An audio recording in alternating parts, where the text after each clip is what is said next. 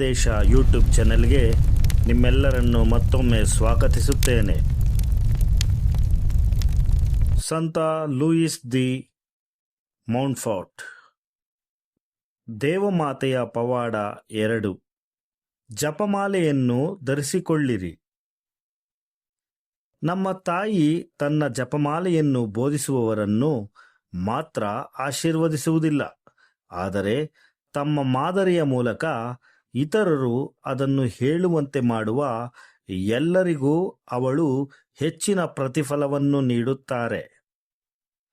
Lyon ಮತ್ತು ಗಲೀಷಿಯಾದ ರಾಜ ಅಲ್ಫೋನ್ಸಸ್ ತನ್ನ ಎಲ್ಲಾ ಸೇವಕರು ಪೂಜ್ಯ ಕನ್ಯಾಮರಿಯಮ್ಮನನ್ನು ಜಪಮಾಲೆ ಹೇಳುವ ಮೂಲಕ ಗೌರವಿಸಬೇಕೆಂದು ತುಂಬಾ ಬಯಸಿದ್ದರು. ಆದ್ದರಿಂದ ಅವರು ಅದನ್ನು ಎಂದಿಗೂ ಹೇಳದಿದ್ದರೂ ತಮ್ಮ ಸೊಂಟಕ್ಕೆ, ಅಂದರೆ ಬೆಲ್ಟ್ ಮೇಲೆ ದೊಡ್ಡ ಜಪಸರವನ್ನು ನೇತು ಹಾಕಿಕೊಳ್ಳುತ್ತಿದ್ದರು. ಆದಾಗ್ಯೂ ಅವರು ಅದನ್ನು ಧರಿಸುವುದರಿಂದ ಅವರ ಸೈನಿಕರು ಜಪಮಾಲೆಯನ್ನು ಭಕ್ತಿಯಿಂದ ಹೇಳಲು ಪ್ರೋತ್ಸಾಹಿಸಿದರು. ಒಂದು ದಿನ ರಾಜನು ತೀವ್ರ ಅಸ್ವಸ್ಥನಾದನು ಮತ್ತು ಅವನು ಸತ್ತನೆಂದು ಒಪ್ಪಿಸಲ್ಪಟ್ಟಾಗ ಅವನು ಆತ್ಮದಲ್ಲಿ ನಮ್ಮ ಕರ್ತನ ನ್ಯಾಯಸ್ಥಾನದ ಮುಂದೆ ತಾನು ನಿಂತಿರುವುದು ಕಂಡನು. ಅವನು ಮಾಡಿದ ಎಲ್ಲಾ ಪಾಪಗಳ ಬಗ್ಗೆ ಅವನ ಮೇಲೆ ಆರೋಪ ಹೊರಿಸುತ್ತಿದ್ದ ದೆವ್ವಗಳು ಅಲ್ಲಿದ್ದವು.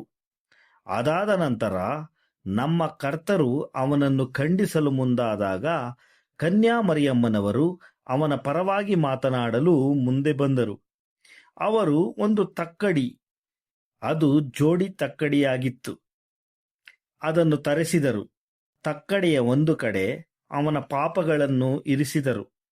ಅದೇ ಸಮಯದಲ್ಲಿ ಅವನು ಯಾವಾಗಲೂ ಧರಿಸುತ್ತಿದ್ದ ದೊಡ್ಡ ಜಪಮಾಲೆಯನ್ನು ಇನ್ನೊಂದು ತಕ್ಕಡಿಯಲ್ಲಿ, ಅದರೊಂದಿಗೆ ಅವನ ಈ ಉದಾಹರಣೆಯನ್ನು ಪಡೆದು ಹೇಳಲಾದ ಎಲ್ಲಾ ಜಪಮಾಲೆಗಳನ್ನು ಅದರೊಟ್ಟಿಗೆ ಹಾಕಿದರು. ಜಪಮಾಲೆಗಳು ಅವನ ಪಾಪಗಳಿಗಿಂತ ಹೆಚ್ಚು ತೂಕವಿರುವುದು ಕಂಡುಬಂದಿತು. ಅವನನ್ನು ಬಹಳ ದಯೆಯಿಂದ ನೋಡುತ್ತಾ, ದೇವತಾಯಿ ಕನ್ಯಾಮರಿಯಮ್ಮ, ನನ್ನ ಜಪಮಾಲೆಯನ್ನು ಧರಿಸುವ ಮೂಲಕ ನೀನು ನನಗಾಗಿ ಮಾಡಿದ ಸಣ್ಣ ಸೇವೆಗೆ ಪ್ರತಿಫಲವಾಗಿ ನನ್ನ ಮಗನಿಂದ ನಾನು ನಿನಗೆ ದೊಡ್ಡ ಕೃಪೆಯನ್ನು ಪಡೆದುಕೊಂಡಿದ್ದೇನೆ. ನಿನ್ನ ಜೀವವು ಇನ್ನೂ ಕೆಲವು ವರ್ಷಗಳ ಕಾಲ ಉಳಿಯುತ್ತದೆ.